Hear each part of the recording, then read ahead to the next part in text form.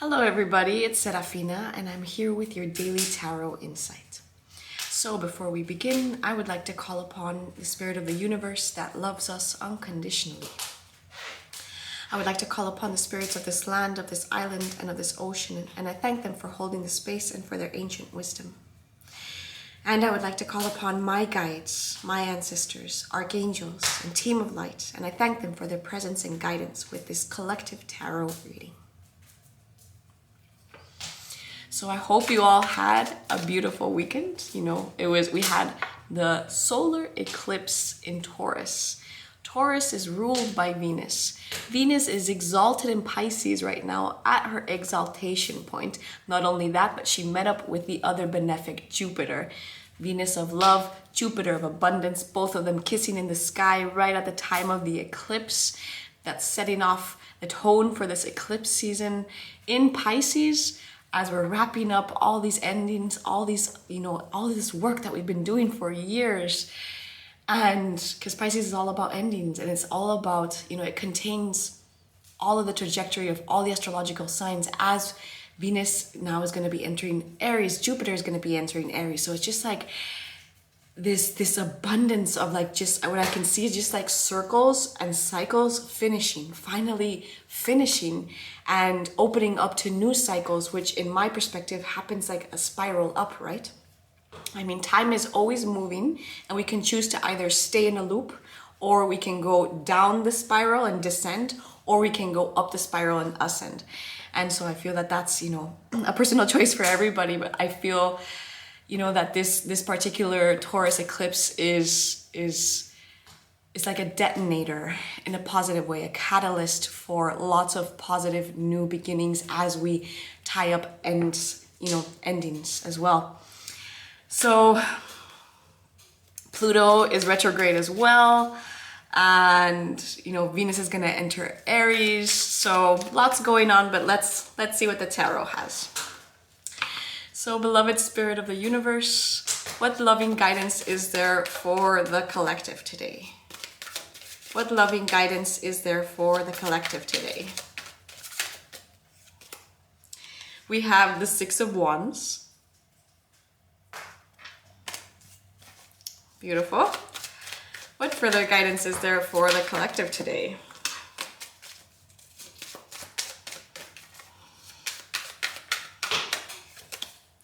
We have the Five of Cups. What further guidance is there? Well, this one wanted to pop out, so I'll let it. We have the Four of Pentacles. And what further guidance is there for the collective today? We have the King of Swords. Interesting. So as a clarifier, I'm going to be picking from this one, Black Moon Astrology. What further guidance is there for the collective today?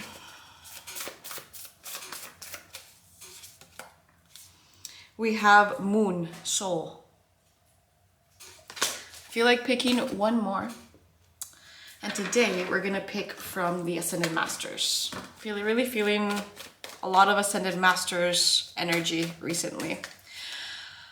What loving guidance is there for the collective today? Higher learning, Melchizedek. You have learned from experience. More inner study is now required for progress. And this one wanted to come out as well. Saint Germain, karma releasing. Move beyond karma, create your own path. Interesting, because eclipses really help us release old karma and kind of like bring in new soul contracts, new things that are coming in. So let's get into it. Actually, and before, I'm switching things up today. If you haven't noticed, I'm going to read from this one, from this particular oracle deck. All things must come to the soul from its roots where it is planted. What does your gut say? The moon asks. This card is all about mystery, feeling, and hidden messages. The moon is receptive. It governs intuition and self-protection. Its placement by sign and house indicate those areas where we are most emotional or sensitive. The moon shows how we respond emotionally and what we feel most deeply. Some believe the moon represents who we are in secret and also memories that form from past lives. This card indicates fluctuations in your life. The moon changes signs every 2.5 days, so 12 different moon combinations mean great variation. It's important now not to accept any false pictures or misapprehend the truth. An important meeting for you may occur in the evening hours. Pay close attention to the energies that swirl around. It's a good time to rely on your gut. So basically it's speaking of our emotional realm. It's speaking of our intuitive realm and what it means in the astrological signs. And I love the fact that I do recognize who is this. It's a Mayan goddess named Ixchel. And she is the goddess of weaving,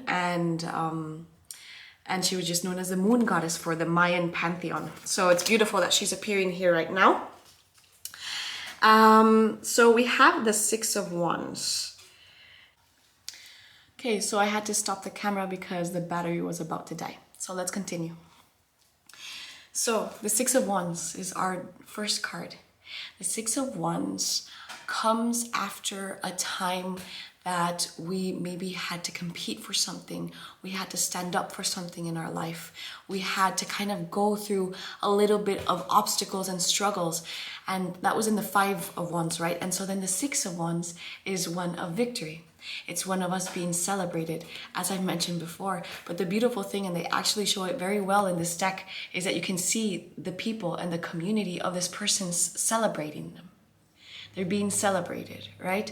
So, and look at it. It's so, this person is so victorious and they have their wreaths and everything. So what I'm getting from this is like, did we just go through something that was difficult during this last week, during this last months, that really came to completion during this eclipse?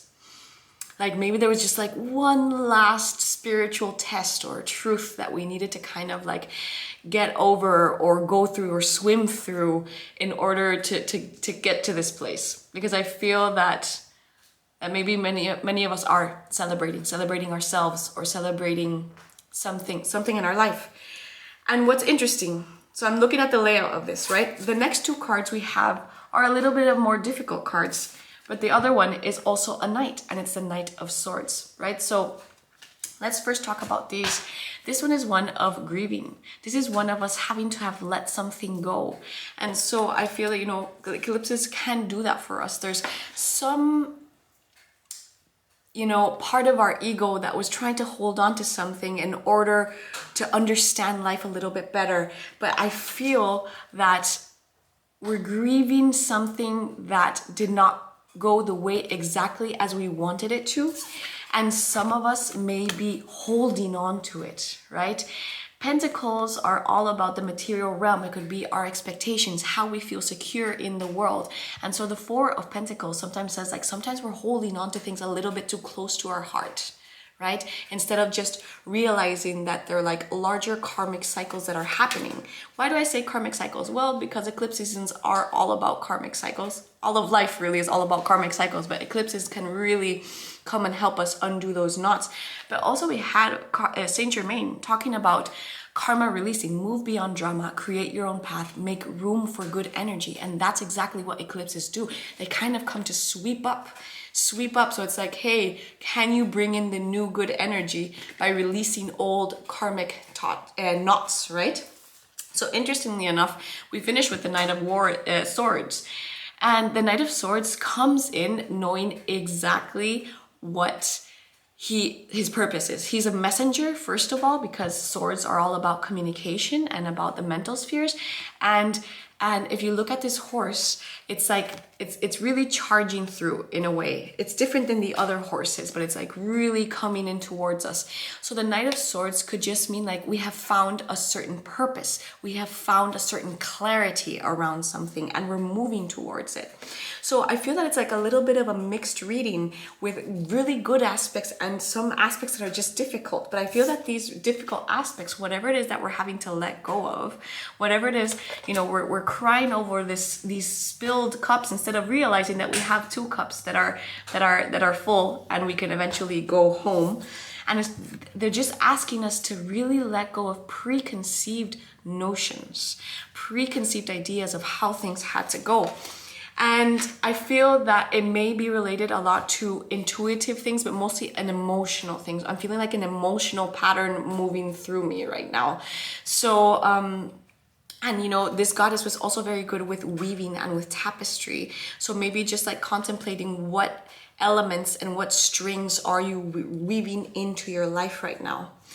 Beautifully, we have Melchizedek. If you can see, he has an 8-pointed star there. He's a very high angelic being, and it's all about further learning. And so I feel that whatever it is that we're grieving or letting go, whatever it is that we're celebrating, but knowing that we're moving towards, requires some sort of study. It could be reaching out to a friend who knows about this. It could be looking for a course. It could be trusting our own intuition and developing our own intuitive skills, because at the end of the day, it's a muscle, right? Everybody can work this muscle. But at a grander scale, what I'm feeling about this general reading is that it's all about us learning to receive. Because as we release karma, as we release emotional patterns that just don't function within us anymore, that are obsolete, and we're doing it through very emotional, intuitive ways by also learning new techniques, it's all about how open are we to receiving the gifts that these eclipses are going to be bringing for us.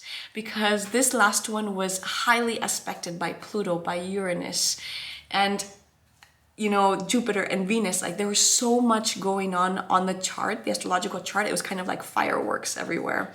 So I feel that it was kind of like a door that opened up for the change. And the question is, how much are you going to allow yourself to receive? And trusting your own inner guidance in that process. And I really want to go back to this idea of like the weaving of the tapestry, right? So the way I'd like to envision my life is that, you know, Creator or God gives us certain strings of certain colors, and it's really up to us what type of tapestry we're going to make. If we're going to make a tablecloth, if we're going to make a dress, and what colors do I want to use. You don't always have to use every single color. Not every opportunity that comes to you needs to be taken. And it's a co-collaboration, right? So I can kind of go deciding what I want to use, but ultimately, you know, I'm at the mercy of higher cosmic powers and other things, right? So it's just that beautiful balance between free will and destiny, you know? So all in all, I feel that the guidance today is, let's take time to celebrate ourselves. We've just gone through something. People can be really tired after eclipse seasons, after an eclipse particularly. Definitely moving through some more difficult emotions, whether it's grief, expectations that are not being met, just something that had to die, something that just didn't live up to what we thought it was. And some of us may still be holding on to that a little bit too hard, like just holding on to it. But once we let that go, once we let the karma go and the drama that surrounds that, I feel that we're going to be coming in with a stronger passion, with a stronger sense of purpose. And don't forget to maybe turn to higher learning, to podcasts, to teachers, to workshops.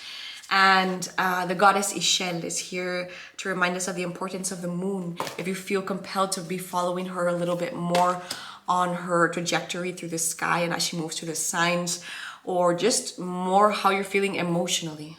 Allow these emotions to move through you. Okay, so let's see. Today I feel like picking one last card from the White Light Oracle. This one. So, beloved spirit of the universe that loves us unconditionally, what loving guidance is there for the collective today? What loving guidance is there for the collective today? We have Solve Polluti, 741 hertz. 19, number 19 for whoever has this deck.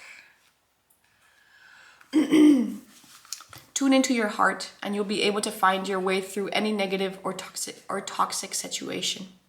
Engage in self-healing and space clearing. Commit to regular practices that help you connect to your inner light. Your light shall not be overcome by any darkness or negativity. Take time to clean your heart and mind of negativity by focusing on the divine beings that bring joy to your heart. It is appropriate for you to desire your own personal and sacred space and access it daily. So I think it's just speaking to the importance of continuing to have our own little sacred spaces that we can turn to every single day, because they become anchors in our life. When we wake up and we know that we're going to meditate for 20 minutes, the mind already anticipates that. If we know we're going to go to the gym, if we know that we're going to journal, like your psyche already anticipates that. If you're going to pray. So, it says, this oracle appears in a reading. It's a call to clear yourself and your space in ways that feel affirming, inspiring, and beautiful for you. Trust that no matter how much gunk the ego-driven actions of humans might generate, it is no match for this power of spirit at play in willing human hearts. May all such hearts join with spirit and with each other to clear and bless all creatures for the greatest good. What a beautiful reminder, right? And no matter all the spiritual gunk that she says that ego generates and that we do so subconsciously sometimes, the power of spirit is so luminous and so strong that it comes to break through that all. So in general, let's remember to receive. Let's remember, like, I even feel inspired of taking a journal down, writing my journal and writing what I want to come or what I want to release for these next 6 months, right? This eclipse season. And just putting that out there and just, weaving my own tapestry with God and telling God what's important to me. And then I'll see what happens after there, right? So allowing ourselves to receive the changes, the love, the karma releasing, the higher learning, and continuing on with dedication. Okay, everybody, I really hope that this was useful to you.